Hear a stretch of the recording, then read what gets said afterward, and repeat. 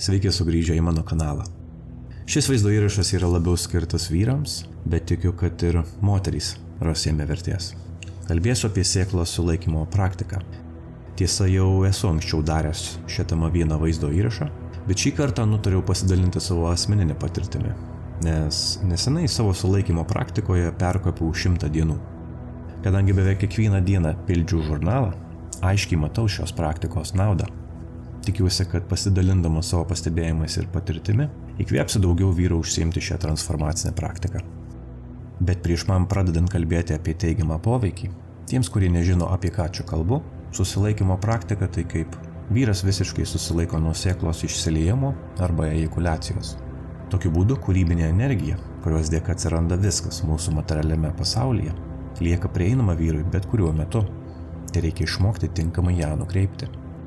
Aš tai vadinu sulaikymu, bet kiti šiai praktikai apibūdinti vartojami terminai yra celibatas, abstinencija arba mažiau žinomas brahmacharya. Kodėl šią praktiką nutariau užsiimti pats? Todėl, kad aš matau gyvenimą kaip savęs pažinimo kelionę. Mane traukia dalykai, kurie yra sudėtingi.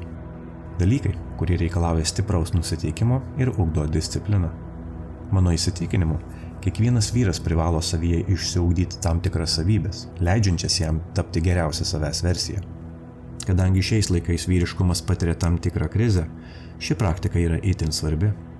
Dieviško vyriškumo būsena dažnam vyrui nėra pažįstama, nes vietoje to, kad užsiimtų saviugda ir dvasingumu, šiuolaikiniai vyrai renkasi atiduoti savo dėmesį veikloms, kurios suteikia pojūčių stimuliaciją. Pornografija, greitas maistas, video žaidimai ir panašūs užsiėmimai daro vyrą silpnesniu, o silpni vyrai reiškia silpną visuomenę. Ši citata puikiai atspindi istorinį vyriškumo ciklą. Sunkus laikai sukuria stiprius vyrus, stiprus vyrai sukuria gerus laikus, geri laikai sukuria silpnus vyrus, o silpni vyrai sukuria sunkius laikus. Verta paminėti, kad prieš pradėdamas užsiiminėti šią praktiką, aš turėjau labai aiškią intenciją. Mano tikslas buvo išmokti nukreipti seksualinę energiją į savo veiklas ir kūrybą.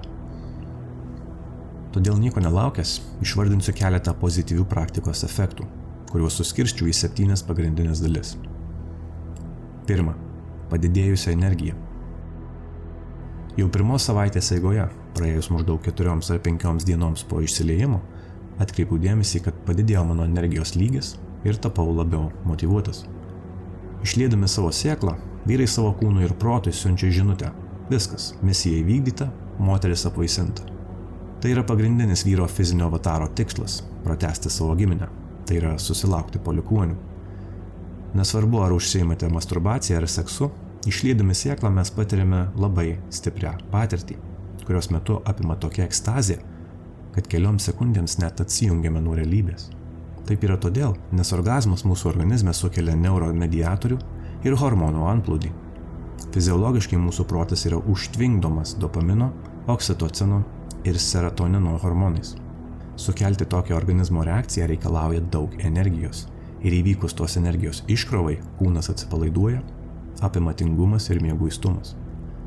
Sėklos sulaikymo metu mes su kiekviena diena išsaugome vis daugiau energijos, kuri yra prieinama bet kuriuo metu ir gali būti panaudota įvairiems kūrybiniams procesams. 2. Proto skaidrumas. Nors susilaikymo metu vyro organizme auga testosterono lygis ir padaugėja seksualinių minčių, pastebėjau, kad mano mąstymas nebėra toks įsitempęs kaip anksčiau. Tokia neįtempta protinė būsena man leidžia kur kas lengviau vertinti nutikimus ir situacijas objektyviai, o ne reaktyviai. Tai atsispindi komunikacijoje su kitais ir su pačiu savimi. Atrodo, tarp fizinio stimulo ir mano reakcijos atsirado kelių akimirkų laiko tarpas, kuris leidžia man tinkamai įvertinti situaciją ir pasirinkti optimaliausią atsaką. Pavyzdžiui, važiuoju automobiliu gatvėje ir staiga kitas vairuotojas atlieka manevrą galintį sukelti avarinę situaciją. Vietoje to, kad reaguočiau įprastai, tai yra nusikeikdamas, galbūt parodydamas negražų gestą, aš akimirksniu įvertinu tai, kas įvyko. Tai padeda išlikti stoišku ir suvokti, kad viskas pasibaigė sėkmingai, įvykis neįvyko ir nebuvo sužeistų. Pyktį paverčiu dėkingumu ir neatiduodu savo gyvybinės energijos mintims apie tai, kas galbūt galėjo nutikti. 3. Emocijų suvaldymas ir paleidimas. Panašiai kaip aiškinau apie proto skaidrumą, pastebėjau, kad tapo kur kas lengviau susidoroti su savo emocijomis ir jas paleisti. Praktikos metu asmeninėme gyvenime turėjau įvairių išgyvenimų, kurie atnešė tam tikrų neigiamų emocijų. Bet skirtingai nei anksčiau, tos emocijos manęs neslėgė, nes skaidraus proto būsenos dėka pažvelgiau į nutikusią situaciją iš skirtingos perspektyvos. Atlikau sąmoningą, neigiamas emocijas keliančio įvykio analizę ir pamačiau, kad aš pats suteikiu tam įvykiui per didelį reikšmingumą. Emocijos ir įvairūs jausmai – tai yra natūrali reakcija. Jeigu viduje atsiranda tokie jausmai kaip skausmas ar liūdesys, tuomet nereikia jų slopinti, o priešingai visą tai išjausti ir paleisti. Tai padaryti galbūt nebus taip lengva, jeigu, pavyzdžiui, gyvenime įvyko netektis. Bet susilaikymo metu aš atkreipiau dėmesį, kad kiekvienas toks įvykis mano gyvenime tai buvo pamoka, kuri moko mane paleisti žmones, objektus ar situacijas. Dažnai kažko netekę mes pamirštame, kad kiekviena pabaiga tai yra nauja pradžia. Ir tinkamai suvaldę savo emocijas, mes ne tik atrasime tame pozityvumą, bet ir džiaugsimės, kad į mūsų gyvenimą ateina pokyčiai. Viskas slypi mūsų požiūrėje. 4. Sustiprėjęs ryšys su kūrėju. Atskleisiu jums, kad niekada nebuvau religingas, bet tai nereiškia, kad nesu dvasingas. Mano tikėjimas yra asmeniškas dalykas ir jis nepapuola į kažkokią nišą, jam negalima priskirti etiketės. Praktikuodamas susilaikymą, pradėjau skirti daug daugiau laiko meditacijai ir kitoms dvasingumo praktikoms.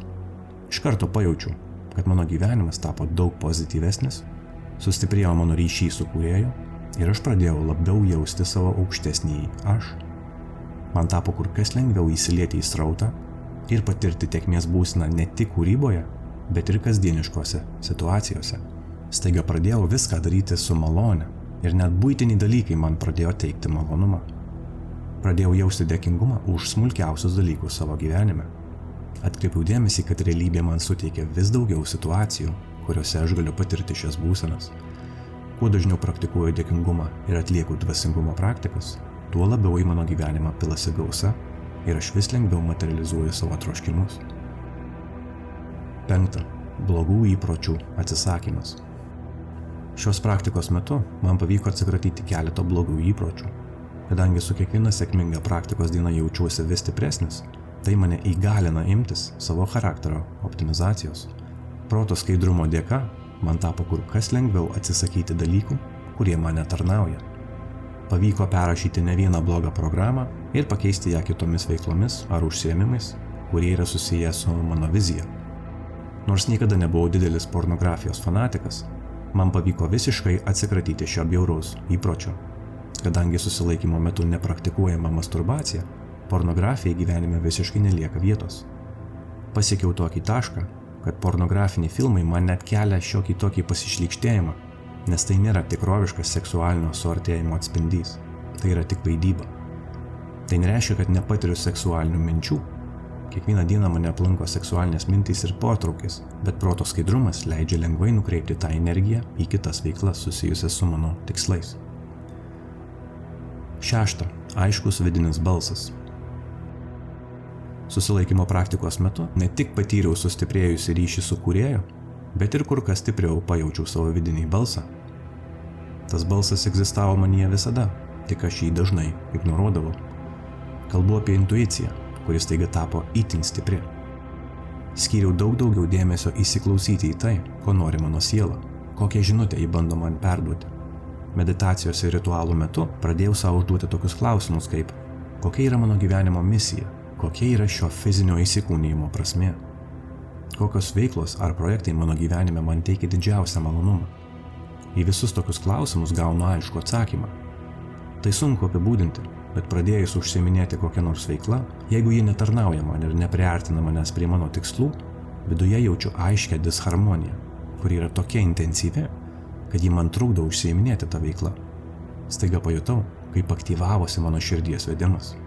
Išaugo pasitikėjimas savimi ir tuo, ką darau. Staiga tapau be baimių ir pradėjau jausti vidinį pasitenkinimą. Atsirado aiškus žinojimas, kad bet kokia nepalanki situacija mano gyvenime yra čia tam, kad mane kažko išmokytų. Ir mano užduotis yra išgauti iš jos vertingas pamokas. Tai padarius situacija pradingsta, arba ją pakeičia palankesnė situacija. Pradėjau net pačiose tamsiausiose patirtyse ir nutikimuose matyti pozityvius dalykus, įžvelgti man skirtas žinutes. Tai man leido apjungti visus nutikimus į vieną bendrą visumą. Atsirado vidinis žinojimas, kad viskas, ką patiriu, man tarnauja. Kartais anksčiau žmonių apsuptyje jausdavau įtampą, o dabar tokiose situacijose tapau itin ramus, nes žinau, kad mane ten atvedė mano vidinis balsas. Taip pat sustiprėjo mano radaras ir tapo daug lengviau atskirti melą nuo tiesos.